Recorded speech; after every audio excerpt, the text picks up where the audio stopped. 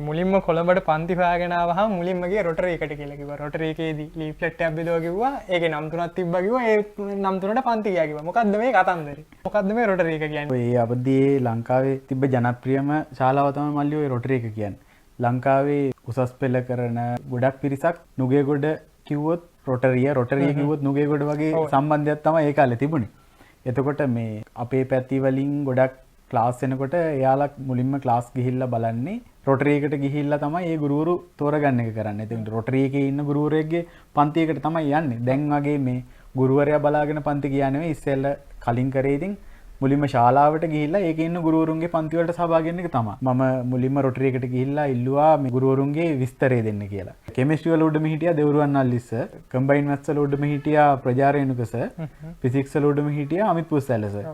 මම ඒ තුනට ඇඩ්මිෂන් ටික ෆිල් කරලා දීලා එතනින් එහාට දෙකක් හිතුවේ නෑ. ඒ